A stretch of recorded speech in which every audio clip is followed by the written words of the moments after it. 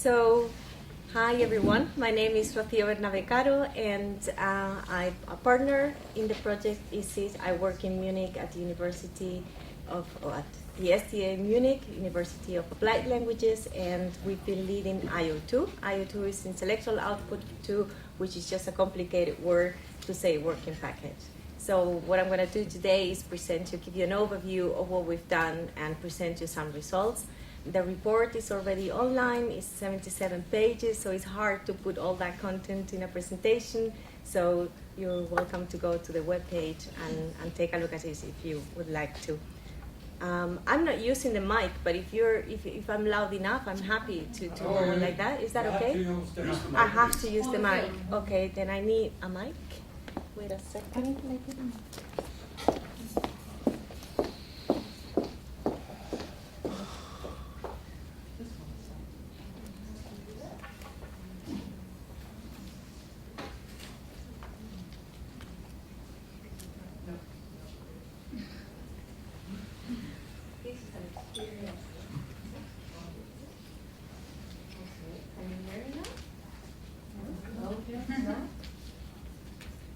Like that? Yes. Now? Okay. And you look for the camera? Okay. So, sorry for that. Like I said, what I'm going to do today is present the results and a bit how we work in this intellectual output or work package, which is the same thing. So the first question is, why do we have to have intellectual output 2? And those are actually the reasons why. We know there is a lack of easy to understand audiovisual content, and we know that there is no training material to train professionals to become experts in this field. So that's the starting point. So the goals are quite clear. We said we want to gather recommendations from experts in order to know more about how to create easy to understand subtitles, easy to understand audio descriptions, and easy to understand news. The second goal was, since we know there is no training material, was to gather recommendations from the same experts in this field, in order to know what skills are necessary to be acquired in order to produce high quality material.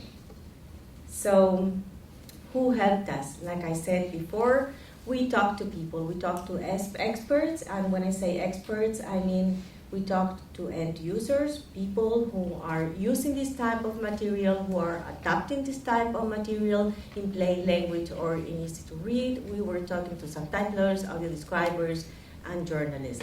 How we did this? We did it in 2 stages. First, we had discussion groups.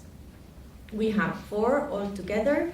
And then we had a total of 23 interviews where we could go a bit farther in depth in the topics. The topics were this. We focus on these 6 points.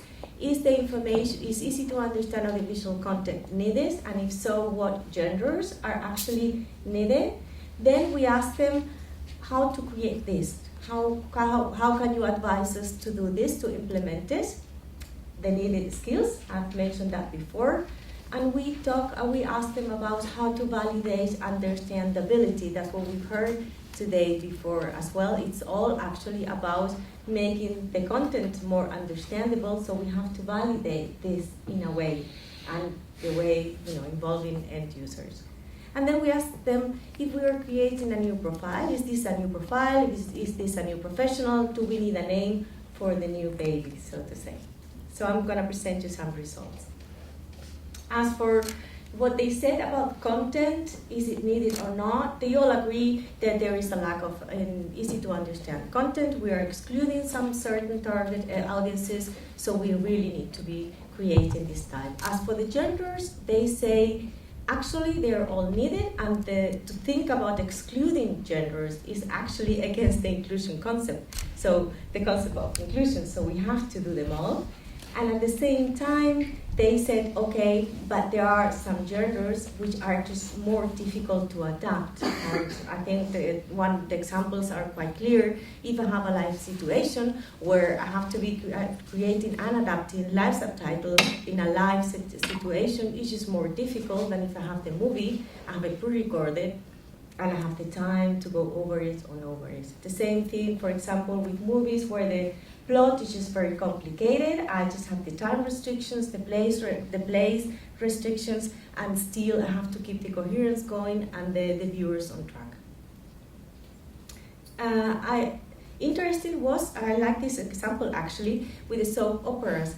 In one of the discussion groups, they took their time and say there are some shows that they are just so, like, I don't know, Modern Family, or I don't know, Dancing with the Stars, that they are quite straightforward, and users actually say we don't need them to be subtitled, so they prioritize themselves. They want them all to have the chance to use the service, but they prioritize it themselves differently, so this could be a very nice topic to go into more in-depth in another later. As for their recommendations, they said many things actually that we've heard today here. They were talking about use a simplified language in your audio descriptions, in your subtitles, in your news. So we've heard it today. Use simple words, use simple sentence. Don't use abstract words. Use a synonym if it is easier to understand than the word that is used in the original. Plain language, easy to read, but however, you have to provide enough information. Simplification is not only just taking out content, it is, as we've heard today, is keeping the coherence.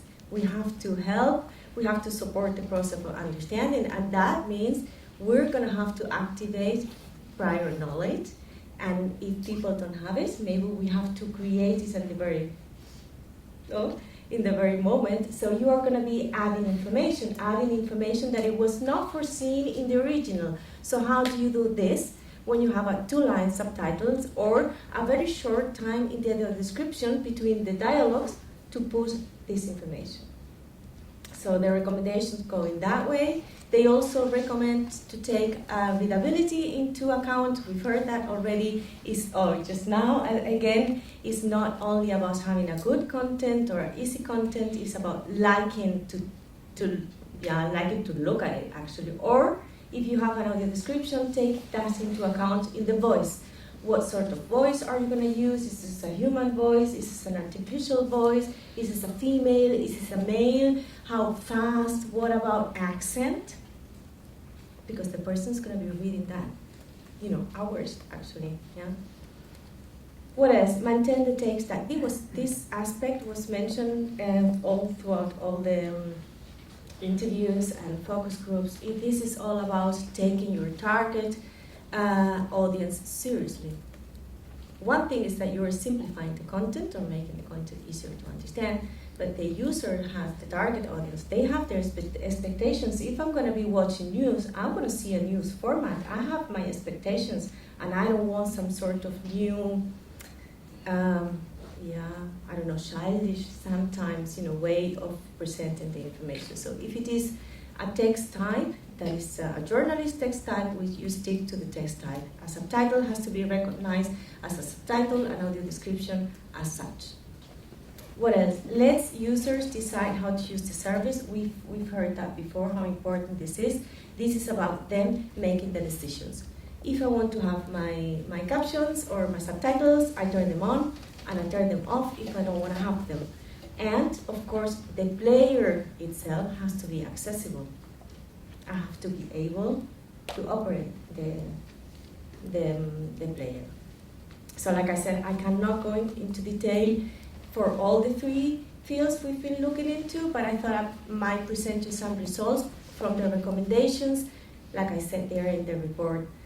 So for the subtitles, they said reduce the visual load. This is all about, taking out as many words or making the sentence as short as possible. Content must still relate to a picture. It is a subtitle. We're saying we stick to the text type. It has subtitles, so it has to relate to the picture. Provide access to additional information. How do we do this in subtitling or in audio description? Well, I'm talking about subtitling, so I stick to that. One of the suggestions was stopping the movie and having a feature where the user can actually open, I don't know, a new window or whatever, where they have the information. This is again a personalized option that the user decides, I want it, I don't want it. Maximum of 2 lines. This was really a topic because we've just heard it. Easy to read is a bit longer. Do you have 3-4 lines of subtitles? Then you're not watching a movie. You're watching subtitles with some background. So stick to 2 lines. If possible, each line should be a full sentence. Contrast, again, the way to display the information. It does make a difference. Enough time to read. This goes back to knowing your users. How do they read? How much time do they need? And still, if you are going to leave it longer, it has to be synchronous with the picture. Again, text type. Stick to the text type. Consider using more characters than in standard subtitles. I don't know, I guess this is the recommendation, to consider it when it's possible. Still, it has to be synchronous with the picture, and still the person has to have, enough time to read it. So those are the constraints, but that's the recommendation. Consider longer display times than the standard subtitles. Adding labels to identify characters. I don't know if this is all about using brackets and you put the name of the character and then what they're saying. This is usually done for subtitles for people who have hearing impairment. So this is one suggestion. Provide audio versions. We've heard that today. That is very important, to use multimodality as a tool to support understanding. Involve end users in validation.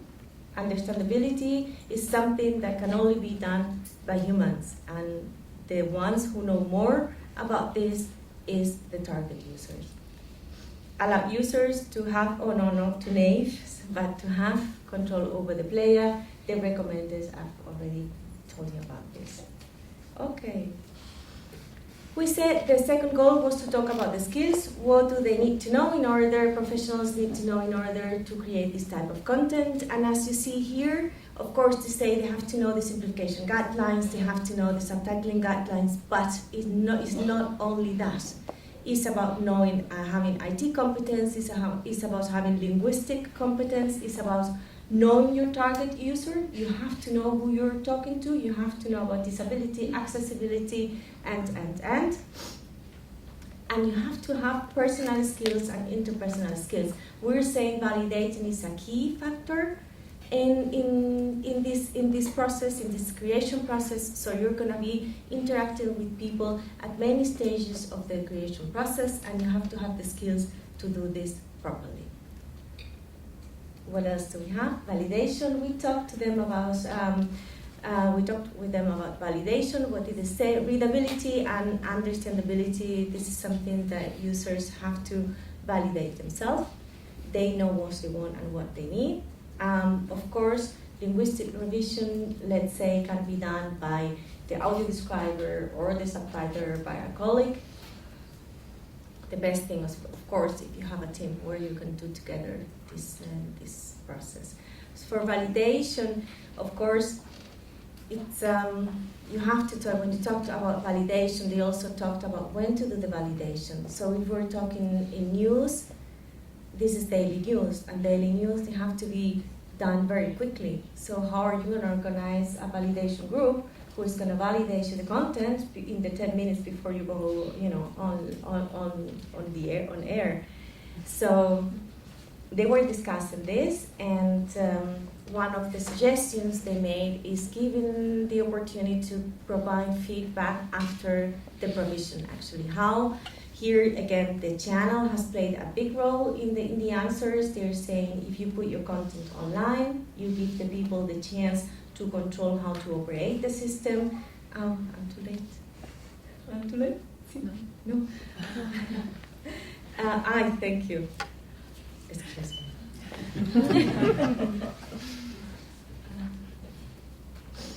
So I'm back. Validation. During the creation or afterwards. So we were saying if you don't have the time to do it before, then provide an option to get the feedback later, so that you can iterate, outside the creation process, but you can use it for future ones. Right. The things they suggested was like having an email contact address, or having a form that they can fulfill in, and then you can collect this information. Okay, validation. Name. We also asked them about the name. We're saying we're training actually a profile or professionals who, some people do this, that's really true, and they do it very well, but the professional profile is not defined yet. So we asked them, do we actually need a name? Is that a new professional or not? And most of them, actually they all said no. We don't need a new name, because they see it more as extended skills of an actual professional that we have now. They say for a subtitler, okay, 3 minutes, I'll make it. It's more about getting knowledge about the target users, about accessibility and the simplification, and the other way around. So an adapter can just learn the subtitling, about the audio description way of doing it, and so they say it's more extending the profile. However, when you ask, you of course get some suggestions, and these are the ones, some examples of them, like audio facilitator. I like this because one of the topics, I couldn't go on that, they were discussing is like maybe easy to understand subtitles or audio descriptions. They're just not one-to-one correspondent with the service. With like subtitles, easy to understand subtitles might be in the end a bit different, like the information you select for the audio description might be bit different than the one you would select for a standard audio description. Actually, we have participants saying maybe the audio description in easy to understand is more informative and less descriptive, because you are adding a different or giving a different type of information. But anyway, journalist for accessible content, news editor for news in easy to understand. It's a bit long, but it works. One question that was open after gathering all this feedback is, now what? How do we go? Now we have a lot of recommendations, a lot of inputs, but we do not have is reception studies. So this question remains open. Now we have to go actually and create it and test it and see if we have another 90-point list later as well about the preferences of the viewers. So that's our page on Facebook. So if you would like to contact us or ask any questions, please feel free. The disclaimer, and of course, from my side, many, many thanks. Thank you.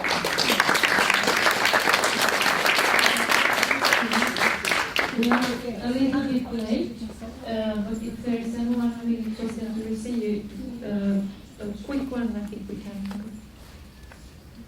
go. Then let's continue. Mr. Jesus from Vigo.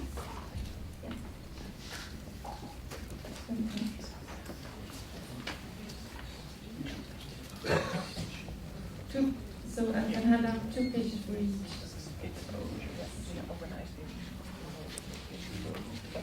Okay, I'll try to do that, yes. Okay. Thank you very much. Esther,